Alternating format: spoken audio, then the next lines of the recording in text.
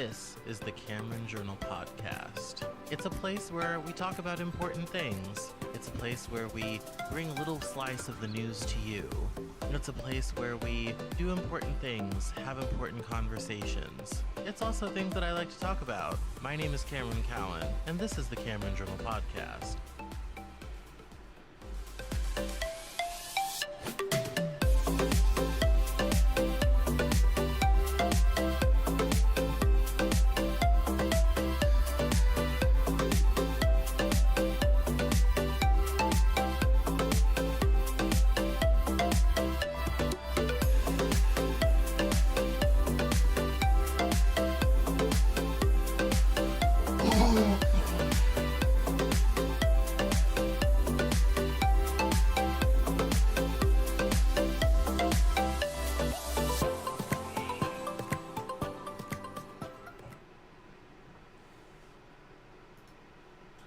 Hello everyone!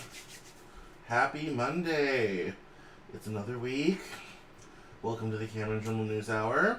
My name is Cameron.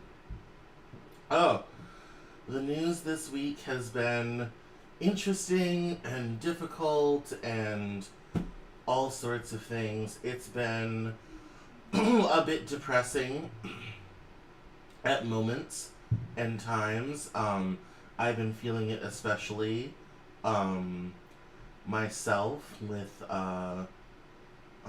what all has been going on, and there's just been a lot to process and to digest, and we're almost to the end of summer. It's July 31st today, and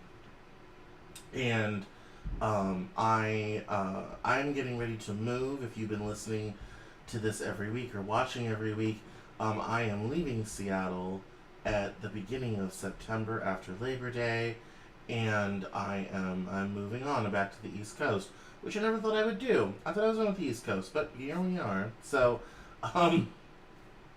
programming note, and I'll release this on social media, but programming note, there will not be a news hour for about 3 weeks in September while I move and get the new studio set up in Delaware. So, but it's going to be exciting. It's going to be a whole new thing. I'm excited to give the Mid-Atlantic a try once again. I'm super excited to be close to Washington and Baltimore and Philly and New York, and be able to access all those places without having to pay the prices it takes to live there. So that's all very very exciting. So we're really thrilled about that. So but the moving process has already started to begin. I was pulling some stuff out and pulling some stuff down this weekend, stuff that's kind of put away that I don't use that often or is in permanent storage, and that was all kind of coming out. And so I was joking to be kind of like, oh no, it's starting, but it's good. It's all good, very important, we're making it happen, all this type of thing. But while I'm busy, you're gonna have tons of stuff to read, watch, and listen to, including season 3 of the Cameron Journal Podcast, which is a whole series on fashion, which is in production currently. I have tons of new interviews going out, so you will not be missing anything but this very news hour. So make sure to follow me on social media as I post my journey across the country. It's bound to be a lot of fun. So the first topic I want to talk about isn't tied to any particular news story. It is an observation that I have made. Now, as some of you might know, Elon Musk is switching Twitter's brand to X, and the new app icon came out for iPhone users over the weekend. Android users had it 3 or 4 days before. And the new bright sign in San Francisco is just annoying everyone because it, turns midnight into the noonday. And that's all fine. We talked about that last week. We knew that was coming. However, I have been very disturbed in the For You page, which is recommended stuff for people, that the levels of racism, Nazism, and anti-Semitism has seemed to go into hyperdrive.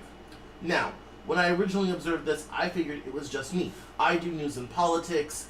If you're in this business for long enough, you're gonna find people with those beliefs, and you get into some of these threads, and you're gonna have people saying this stuff.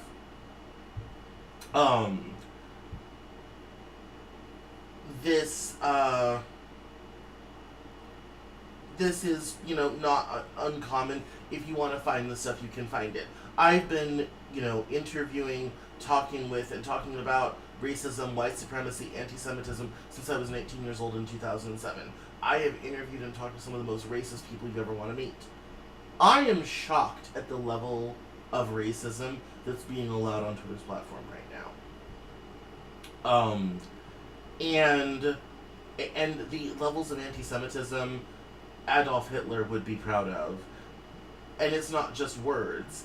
People are posting memes, cartoons with the typical racist imagery that one would expect. Black people with too big lips, too big teeth, goofy looks, Jewish people with curls, bad beards, big noses, all the racist, stereotypical, tropey stuff that it used to be you had to go to certain areas of the internet to find that.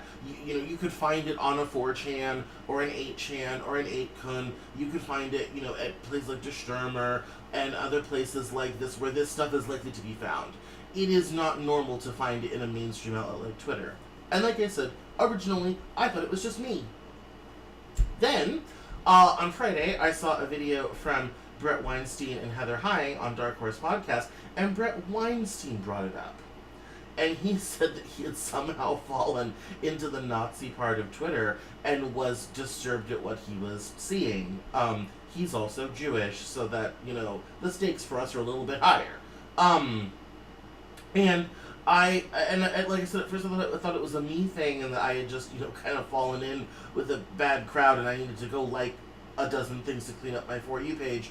But when Brett Weinstein said he had fallen into it, I was kind of like, okay, maybe this isn't a me thing.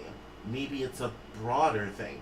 And so, and it's funny because you look on some of these threads you're scrolling through, and you don't anticipate finding this stuff. And there it is. There was a whole discourse this weekend coming out of a very popular account that's on the FYP page a lot, called Catgirl Kulak, and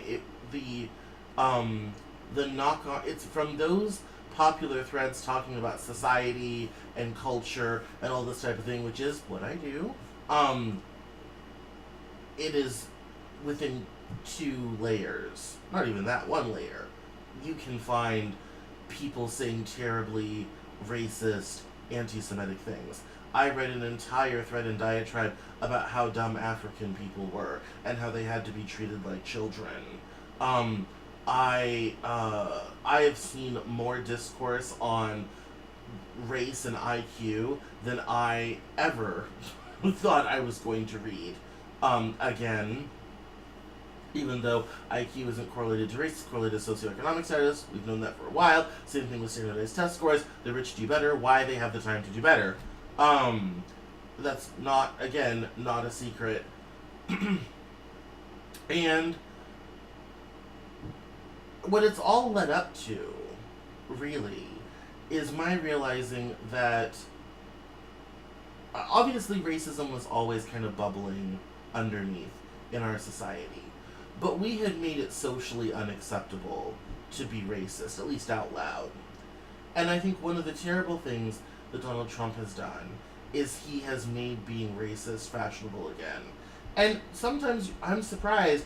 You would think, oh, well, these are some hillbilly hicks with swastikas wearing a wife beater tweeting from their double wide.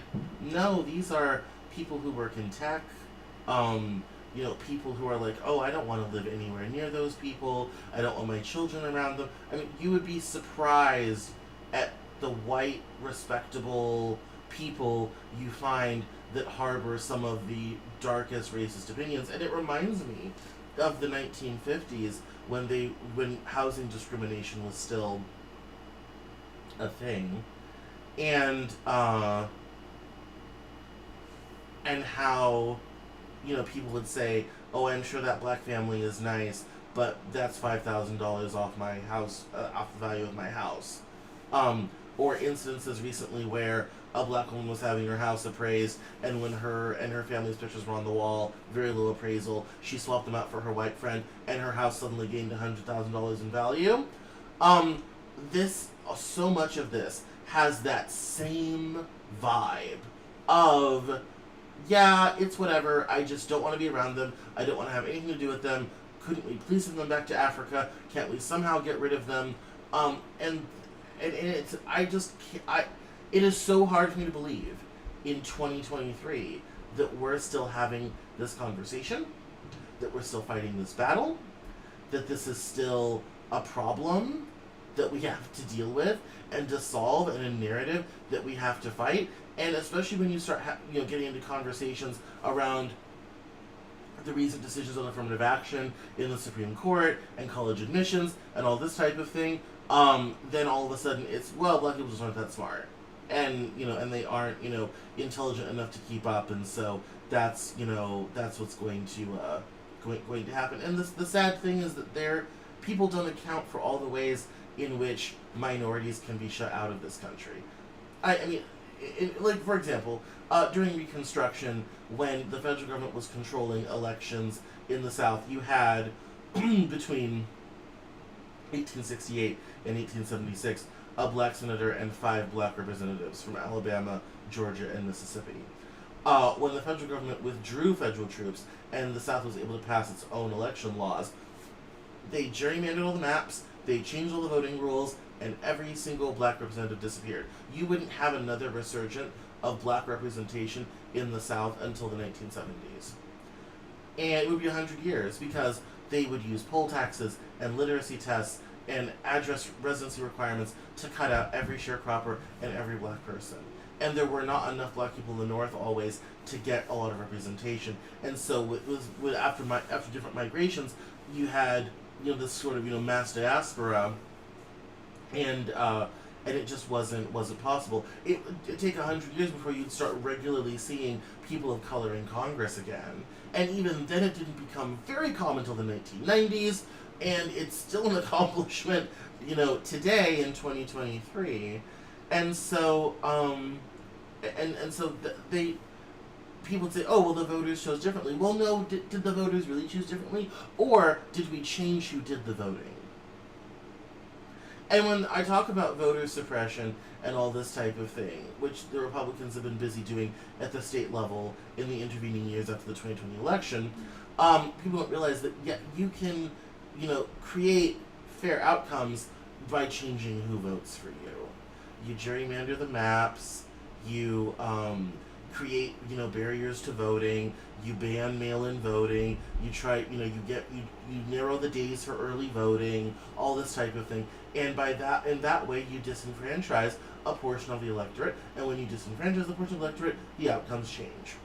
Now, is that outcome fair? Yes, in terms of that's what the ballots were counted and all this type of thing, but that still isn't a reflection of what possibly could have been if everyone who wanted to vote had an opportunity to vote. And unfortunately, when it comes to college admissions, the same thing is true. If you don't actively look for people with certain backgrounds to be in your institution, it's far too easy for a bunch of barriers to come up that most people don't even know are there, but that minorities are expected to jump over, and for them to simply disappear. And that's, I think, really what the goal is.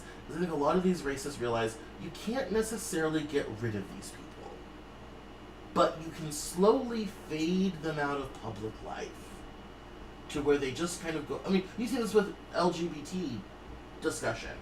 Most people know that gay people and trans people exist. They do not want to deal with them in their everyday life. They don't want to see them on television, and they don't want to tell their children about it. End of. And so the idea is we don't like you, but we don't want to see you. Just fade out, fade away, fade back into the background, back into the wallpaper where we know you exist, but we don't actually have to deal with you. And it is so kind of troublesome for me that we've reached that point here in 2023, where a plurality of people, a minority of people, some people, enough people, would like to shift society around in such a way that anyone who isn't sufficiently white is basically quietly barred from public life. And the only thing I can think of is, wow, Barack Obama broke the country. Like, white people had to endure 8 long years of having a brown face in the White House, and, well, they just haven't been feeling right about things since. And I've said all this to say that when this rhetoric starts to become commonplace, when it starts to be something that comes up in normal, ordinary discourse, we have reached a point of danger in our society where, and history shows this, violence is not too far behind. So, if we don't want to live in a society where racial violence is common once again, then these narratives need to be shut down sooner rather than later. I don't know if this is what Elon Musk meant by an open town hall of free speech, but we are running headlong into the tolerance paradox, and I just don't see anyone invested in trying to do anything about the problem, and it's quite unfortunate, I will say, and it saddens me and it depresses me, and it makes me feel less than a person, less than a citizen, like my contributions don't matter. In a country that this is the only place I've ever known, and a country where I've started businesses and owned shops and employed people and all this type of thing, it's, and this is where, being a minority in a country sucks, even though we're not responsible for how we got here, and we're just, victims of a long arc of history, and we're here now and all this sort of thing. This is the stuff that weighs on the brain that other people don't necessarily have to deal with. So, I've begun collecting some of this material from Twitter as a part of a project to expose this for what it is. I'll be posting that stuff when I have enough of it, and talking about, the power of images and symbology and all this type of thing. I guess if you're white, this is fine and none of this matters, and perhaps I've just spent the last 20 minutes complaining about nothing. But for someone, of color who contributes, it's very tough times. And it isn't, when people say, oh, the left, can't stand debate. Well, how are you going to debate when your very existence is at stake? You're arguing to be allowed to continue. By that very nature, you're not arguing as an equal. Your argument is hey, can I please continue to live in this country safely? That's not debate. That's asking for permission. There's no, you can't you can't have a reasonable debate about whether someone is allowed to live. That's a choice that people are going to make or not going to make, and there's not a whole lot that the rest of us can do about that. And I understand why a lot of people, left-leaning people, are leaving the Twitter platform for elsewhere, because this is genuinely and truly toxic.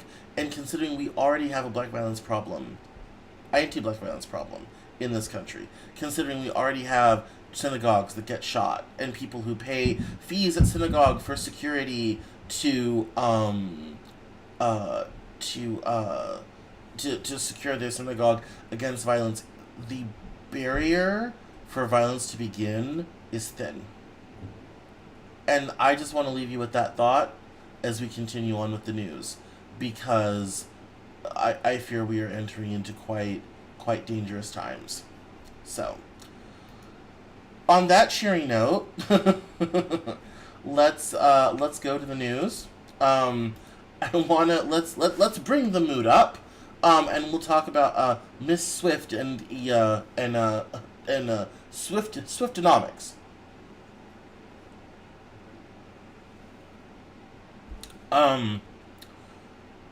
This story from Bloomberg is all about spending at live events and all this type of thing, and in this it was in Bloomberg Opinion today. It says here, despite all the friendship bracelets and chant rituals, live event spending actually looks pretty tame compared to pre-pandemic levels. On an inflation-adjusted basis, only live sporting events have experienced an increase, Jonathan Levine writes. Taylor's fans might be selling out football stadiums, but the sport normally played on the field underneath her stage is booming the economy just as much, if not more, than her concerts. While these charts may come as a surprise to stans, they still don't fully explain the vibes. For the past year, Taylor has been everywhere, and that's no myth. In October, she released Midnights. In March, she embarked on the Eras Tour. This month, she released Speak Now, Taylor's version, and the demand to see her perform live is unrelenting. 14 million people flocked to Ticketmaster in hopes of scoring seats. The majority were unsuccessful. The imbalance between fans who were able to get tickets and fans who weren't exposes the true fulcrum of the Taylor Swift economy: inflation. Pricing pressure has made it seem as if we're being more profligate than we used to be, but really we're gobbling up about the same quantities of tickets, Jonathan writes. While that might be the case, I'm not sure the data will protect Jonathan from receiving some hate mail from the Swifties. In honor of that, I penned some new lyrics to Dear John, written from the perspective of the post-COVID economy. We're not going to read through all that. The point being is that inflation is making it seem like we're doing more and the numbers are higher, but the reality is we're consuming the same amount, it just costs more. And this is the terrible cost of inflation. We were, very lucky for a great many years to have very low inflation. We did not have inflation coming out of the 2008 financial crisis. We didn't have inflation for years and years and years of easy money through quantitative easing. And finally, after spending $5 trillion during the pandemic, inflation finally shot up and is finally, having a terrible effect on everything. And so, despite Taylor Swift's tremendous appeal, her increase in sales is just inflation. Now this, I thought was interesting. In Massachusetts, an Uber-backed group is rebooting the gig worker ballot initiative. It says a coalition of gig economy giants plans to reboot a failed ballot initiative in Massachusetts in a renewed push to cement their worker status as independent contractors. The Massachusetts Coalition for Independent Work, a group bankrolled by Uber, Lyft, Instacart, and DoorDash, will file a petition to include a measure concerning gig worker classification on the 2024 ballot, according to people familiar with the matter. Under the ballot proposal, Massachusetts voters would decide whether to consider ride-hail and delivery drivers as contractors rather than traditional employees, a status that grants workers certain labor protections and benefits, and the outcome would be enshrined in state law. The group intends to introduce the measure this week, the people said, asking not to be identified as the filing is not yet public. The proposal would give new impetus to companies' efforts to preserve their gig economy model in the state after the Massachusetts Supreme Judicial Court blocked a similar attempt last year. At the time, a 7-judge panel ruled that the initiative was unconstitutional because it included provisions that were unrelated to gig worker benefits, one of which was buried in obscure language that would shield app-based companies from third-party liability for accidents. The court struck the entire ballot measure down, contending that voters could be, quote, confused, misled, and deprived of a meaningful choice. The latest initiative would modify some of these provisions, though it's not yet clear if they would be removed altogether, according to the People. Employee classification has been a hot-button issue in recent years, as companies seek to limit costs and maximize flexibility. Workers who are considered independent contractors, and therefore are legally supposed to be subject to less control than full-fledged employees, are excluded from many traditional employment rights. Using contractors also saves companies costs, such as payroll tax that are required. App-based businesses have argued that the contractor model helps provide flexibility for staff and lower prices for customers, while labor advocates contend it deprives workers of protection against wage theft, union busting, and harassment. Under President Joe Biden, the U.S. Department of Labor, which enforces minimum wage law, is working on regulations narrowing the definition of a contractor. The Democratic majority on the National Labor Relations Board, which enforces unionization rights, voted in June to make it more difficult for companies to prove their workers are not employees. Enforcement agencies or judges could deem workers to be employees under federal laws, even if the state where they work considered them contractors. By getting workers confirmed as contractors at the state level, along with reducing the company's liability under state laws, could boost companies' clout in political battles over federal workplace classification, and prevent them from being forced to overhaul their business models. Anyone who's been following the whole gig economy thing knows this is no great surprise. This is a conversation that has been going on since 2014, at least, if not a couple years earlier. Ever since these apps came on the scene and they started employing massive amount of people, this has been a problem, this has been a concern, this has been something people have been thinking about and working on. So I'm not at all surprised that this is a thing, and this is a fight that is ongoing. That is very reasonable to me. So no new news there. But it is interesting how they're fighting it at the state level, especially given how they lost out in California, which is an ongoing conversation.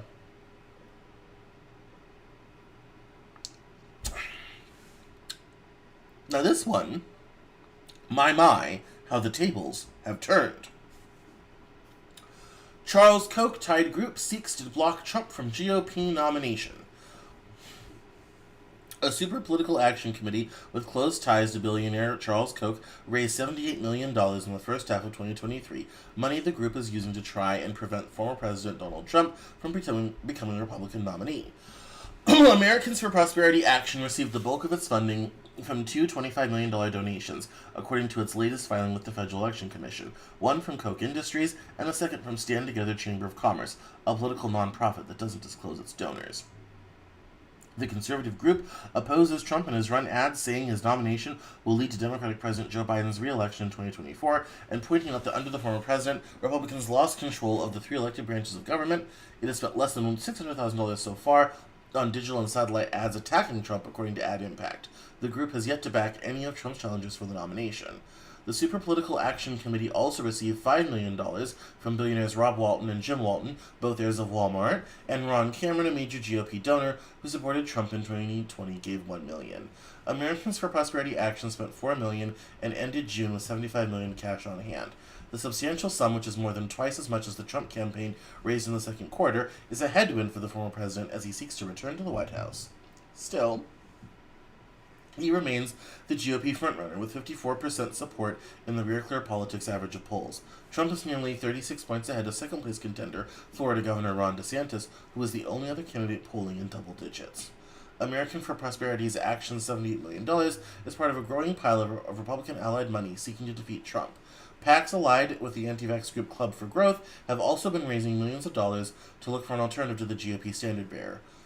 Charles Koch and his late brother David, who died in 2019, have been some of the largest Republican donors in recent decades, but never warmed to Trump. The brothers' political network refused to financially back him as far back as 2016, which led the former president to call the Koch brothers a total joke and highly overrated. Americans for Prosperity Action spent more than $69 million in the 2022 midterms, with the vast majority of that money supporting Republican candidates, according to analysis from Open Secrets. Some of the biggest recipients of the group support were Georgia Senate candidate Herschel Walker and Mehmet Oz, who was running for Senate in Pennsylvania. Both were candidates that Trump endorsed. So it looks like Trump is increasingly souring many of the people in the GOP, and there's, active efforts to try to stop him from getting the nomination. Still, he's the front runner. And I don't, it seems like neither indictment nor legal trouble nor dark of night will prevent Trump from running in 24. Speaking of that, I did have a story here from the New York Times. The first New York Times Siena poll has Trump polling at 54%, DeSantis at 17%, with Pence and Scott at 3%, and Nikki Haley at 3%, Ramaswamy at 2%, and Chris Christie at 2%. So Trump is the outsized favorite for Republicans voting in the primary, and it's not even close. Even if Nikki Haley, Tim Scott, and Mike Pence all dropped out, and all those voters moved to DeSantis, that would only get him to 23%. Nobody's even close. It says here that Mr. Trump also held decisive advantages almost across every demographic group and region and in every ideological wing of the party, the survey found, as Republican voters waved away concerns about his escalating legal jeopardy. He led by wide margins among men and women, younger and older voters, moderates and conservatives, those who went to college and those who didn't, and in cities, suburbs, and rural areas. The poll shows that some of Mr. DeSantis' central campaign arguments, that he is more electable than Mr. Trump, and that he would govern more effectively, have so far failed to break through. Even Republicans motivated by the type of issues that have fueled Mr. DeSantis' rise, such as fighting the radical woke ideology, favored the former president. Overall, Mr. Trump led Mr. DeSantis 54% to 17%. No other candidate topped 3% support in the poll. Below those lopsided top-line figures were other ominous signs for Mr. DeSantis. He performed his weakest among some of the Republican Party's biggest and most influential constituencies. He earned only 9% support among voters at least 65 years old, and 13% of those without a college degree. Republicans who described themselves as very conservative favored Mr. Trump by a 50-point margin, 65% to 15%. All of this to say that despite... and it goes on for a long time about all of this. Despite Coke money, despite everything, Trump is still the outsized favorite, no matter how you want to cut it. Speaking of Mr. Trump and his legal issues, last week he also had new charges filed against him in the documents case. It says here the Office of the Special Counsel accused the former president of seeking to delete security camera footage at Mar-a-Lago. The manager of the property, Carlos de Oliveira, was also named as a new defendant. Federal prosecutors on Thursday added major accusations to an indictment charging former President Donald J. Trump with mishandling classified documents after he left office, presenting evidence that he told the property manager of Mar-a-Lago, his private club and residence in Florida, that he wanted security camera footage there to be deleted. The new accusations were revealed in a superseding indictment that named the property manager, Carlos de Oliveira, as a new defendant in the case. He's scheduled to be arraigned in Miami on Monday. The original indictment filed last month in the Southern District of Florida accused Mr. Trump of violating the Espionage Act by illegally holding onto 31 classified documents containing national defense information after he left office. It also charged Mr. Trump and Walt Nauta, one of his personal aides, with a conspiracy to obstruct the government's repeated attempts to reclaim the classified material. The revised indictment added 3 serious charges against Mr. Trump: attempting to alter, destroy, mutilate, or conceal evidence, inducing someone else to do so, and a new count under the Espionage Act related to a classified national security document that he showed to visitors at his golf club in Bedminster, New Jersey. The updated indictment was released on the same day that Mr. Trump's lawyers met in Washington with prosecutors in the Office of the Special Counsel, Jack Smith, to discuss a so-called target letter that Mr. Trump received this month, suggesting that he might soon face indictment in a case related to his efforts to overturn the results of the 2020 election. It served as a powerful reminder that the document's investigation is ongoing and could continue to yield additional evidence, new counts, and even new defendants. The story goes on for a while that when it came to the moving around of documents and boxes, Trump wanted security footage deleted so that it couldn't come up later on. And now, not only do they have some of the footage, but now indictments go go ahead with all of that. So another another fun one. Speaking of the 2020 election, another fun one is Rudy Giuliani. New York Times last week. Rudy Giuliani concedes he made false statements about Georgia election workers. Slow clap. Wow.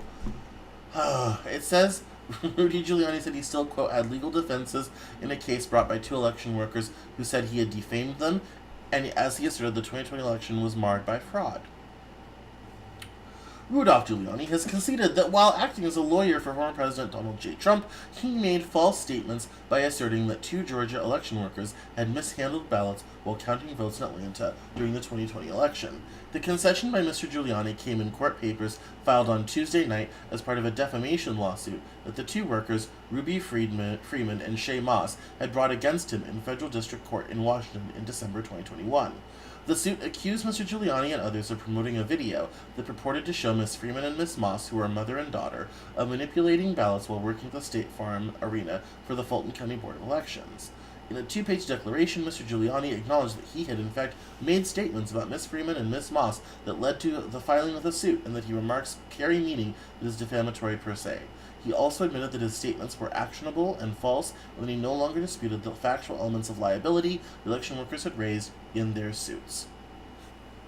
But apparently, he's still going to defend himself, and this is just another in a long line of settlements about the lies around the 2020 election. They go on to mention the Fox News settlement and all this type of thing.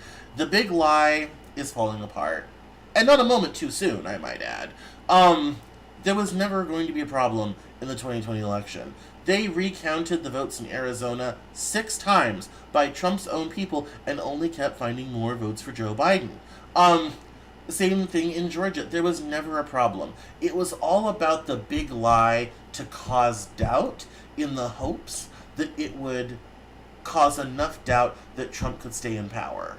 That was the whole point of that whole exercise. And now, 3 years on, it's all falling apart. As we knew it would. Because there's nothing to it. Now, I have dry mouth today. I don't usually drink this much during the show. Now, speaking of people who have legal troubles on their mind, we have the Hunter Biden situation. Says here, a judge has delayed Hunter Biden's plea deal. It says the president's son had an agreement with prosecutors to plead guilty to 2 misdemeanor tax charges and avoid prosecution on a gun charge. The judge overseeing the case demanded more information from both sides. And apparently this plea deal is on hold. It says, after moments of high drama in which the deal appeared headed towards collapse, the judge Mary Ellen Noreika of the Federal District Court in Wilmington, Delaware, sent the 2 sides back to try to work out modifications that would address her concerns and salvage the basic contours of the agreement. Under the proposed deal, Mr. Biden would have pled guilty to 2 tax misdemeanors and averted prosecution on a gun charge by enrolling in a 2-year diversion program for nonviolent offenders. Prosecutors and Mr. Biden's team both started the day confident that the proceeding would go smoothly and the judge would sign off on the deal immediately. As he entered the courtroom, Mr. Biden drew a deep breath and plunged forward to greet the prosecutors who investigated him for 5 years with handshakes and a smile. But Judge Noriega had other ideas, telling the 2 sides repeatedly that she had no intention of being, quote, a rubber stamp, and spending 3 hours sharply questioning them over nearly every detail. I cannot accept the plea agreement today, said Judge Noriega, who was nominated on the bench by President Trump in 2017 with the support of Delaware's 2 Democratic senators. An exhausted-looking Mr. Biden trudged out of the courthouse, looking a bit stunned as his lawyers puzzled over what to do next. At the end of the hearing, Mr. Biden entered a plea of not guilty on the tax charges, which he will reverse if the 2 sides revise their agreement to the judge's satisfaction. The muddled outcome only underscored how Mr. Biden's personal and legal troubles have become an entrenched political issue in Washington, where Republicans have long sought to show that his foreign business ventures were aided by or benefited President Biden. Those efforts have only intensified as Mr. Trump's legal troubles have deepened, and Republicans in Congress have sought to undercut the president heading into the 2024 election. It says here that Hunter Biden's foreign business ventures have cast ethical concerns, especially while his father was vice president, and his personal problems. He's acknowledged that being addicted to crack cocaine for a number of years, having given conservatives an endless stream of material to assail him. The Republicans have produced no compelling evidence that President Biden used his office to help his son in a substantive way. The White House declined to comment directly on Wednesday's court proceeding while communicating the president's support for his son's efforts to put his problems behind him. Hunter Biden is a private citizen, and this was a personal matter, Karine Jean-Pierre, the White House press secretary, told reporters on Wednesday. As we've said, the president and the first lady, they love their son, and they support him as he continues to rebuild his life. I think that's a mistake, actually. I was telling someone this the other day. I think it's a mistake that the White House doesn't address this more, because the Republicans end up controlling the narrative on it. And I think that is, that's not so good. I think if they did more, and talked about it more, they could reframe it away from the Republican framing. I don't think that's a good communication strategy. And I always get frustrated with that, especially when Democrats are in the White House. They are never willing to address this stuff. Not in any meaningful way. And because they never address it, it makes it look like there's more there than it is. They try to stay above the fray, but by doing so, the Republicans just shovel in more shit. It's embarrassing. Anyway. Another story. We're going to close out. I have 3 stories left, and 2 of them are related, so we're going to close out on this. U.S.-Mexico border. A federal judge struck down on Tuesday a stringent new asylum policy that the Biden administration has called crucial to its efforts to curb illegal crossings along the U.S.-Mexico border. The ruling was a blow to the White House, which has seen unlawful entries plunge since the new policy was put in place in May. But the policy has far been the only factor in the dramatic decline in crossings, and how the ruling on Tuesday will affect migration, if it stands, is uncertain. The judge, John S. Tigar of the U.S. District Court in Northern California, immediately stayed his decision for 14 days, leaving the asylum policy in place while the federal government appealed the decision. The appellate court could extend the stay while it considers the challenge. Under the policy, most people are disqualified from applying for asylum if they have crossed into the United States without either securing an appointment at an official port of entry or proving that they sought legal protection in another country along the way. Immigrant advocacy groups who sued the administration said that the policy violated immigration law, which says that foreigners who reach U.S. soil are entitled to request asylum, regardless of how they entered the country. Judge Tigar, in a 35-page decision, said he found the policy, which had been in effect since 2012, both substantively and procedurally invalid, and noted that in 2019 he struck down a similar rule put in place by the Trump administration. Quote, the court concludes that the rule is contrary to law because it presumes ineligible for asylum non-citizens who enter between ports of entry using a manner of entry that Congress expressly intended should not affect access to asylum. But the situation on the southern border has changed considerably in recent months. Mexican authorities have stepped up efforts to turn back migrants trying to reach the United States, and a new app rolled out by the U.S. government this year has provided an orderly way for people seeking asylum to be processed into the country at the southern border. The Biden administration introduced the asylum rule when it ended a public health measure known as Title 42, under which illegal crossers were swiftly expelled. Since then, the number of migrants apprehended at the southern border has plummeted. In June, fewer than 100,000 people were arrested, the lowest figure since February 2021. Civil rights groups lauded the judge's decisions, but said that migrants remain vulnerable as long as the rule remained in place. I think the judge is spot on in terms of his legal analysis. The law clearly says something different. However, it is good that this is happening and making the news because it shuts down the Republican narrative that the Biden administration isn't doing anything about the southern border.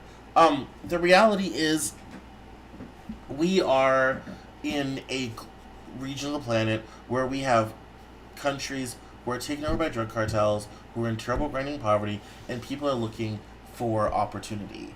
And they are willing to walk 3,000 miles through terrible conditions in order to reach America. There was a picture in that news story of people crossing the Rio Grande on an inflatable air mattress. And this, this is something that, whether we like it or not, we're going to have to come up with a way to not just pretend the problem doesn't exist or hope it goes away or say no crossings ever, but to actually deal with it in a real way. There's another legal wrangle happening at the border. Governor Abbott of Texas has put up buoys in the Rio Grande River with razor wire to stop immigrants from crossing, and the Biden administration is currently suing the state of Texas to get those removed. So the legal wrangling over what to do and how to deal with the southern border and the influx of people trying to get to the United States for a better life is significant. It's going to be ongoing. This will never go away until we actually address the problem and address our broken immigration system in a meaningful way. Final story has to do with interest rates and housing. Last week, the Federal Reserve raised interest rates to their highest level in 22 years and left the door open to further action as they continued their 16-month campaign to wrestle inflation lower by cooling the American economy. Officials pushed rates to a range of 5.25 to 5.5%, their highest level since 2001, in a unanimous decision. Jerome H. Powell, the Fed chair, suggested in a news conference following the decision that while, quote, the pieces of the puzzle that could allow inflation to sustainably slow down are beginning to come together, rates had not yet been high enough for long enough, and that the Fed was prepared to further tighten if necessary.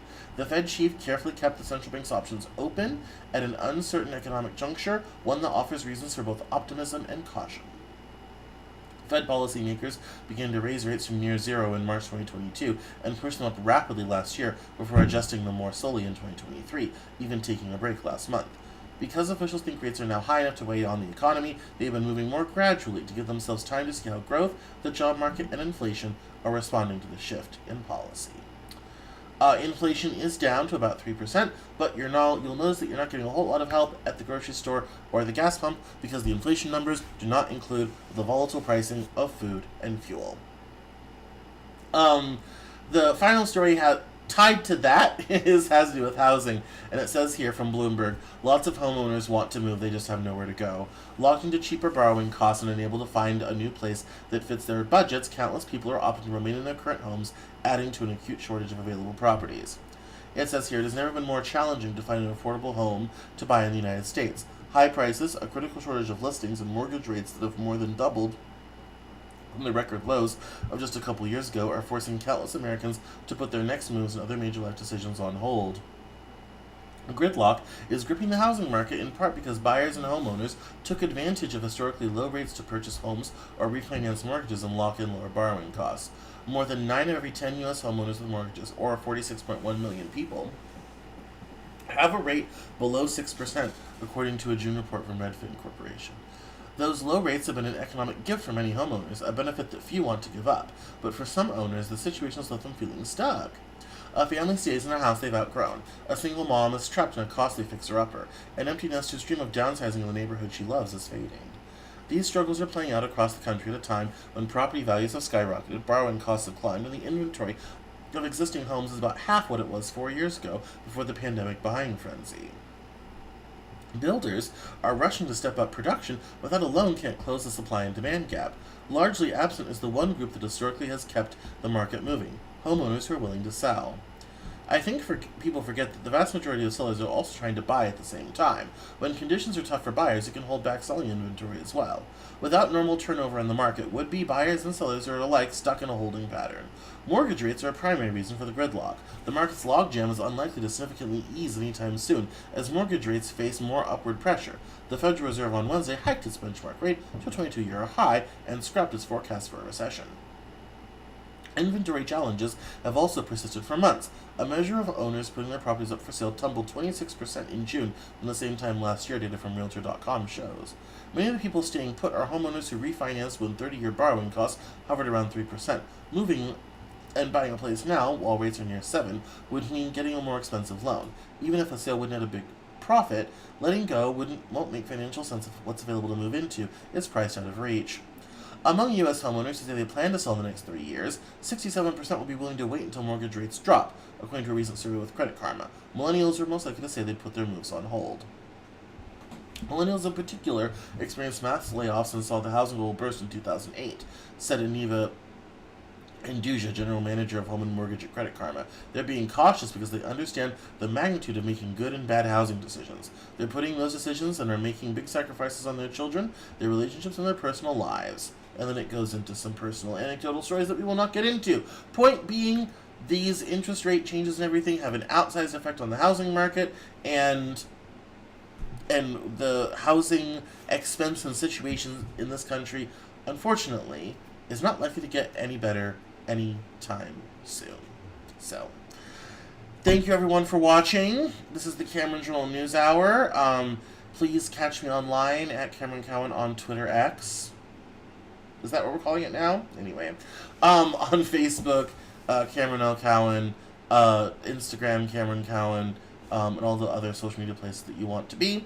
And also, go check out the Cameron Journal this week. We have lots of great new videos up, and there's a great new interview on leadership with Damon Lemby this week. He's super professional, wrote a great book, great interview, and those are out this week as well. So don't forget to like and subscribe if you're on YouTube, and if you're watching this on LinkedIn or Twitch or whatever have you, make sure to subscribe and get notifications for broadcasts every Monday at 5 p.m. So I will talk to you guys next week, and have a great week, everyone. Bye-bye now.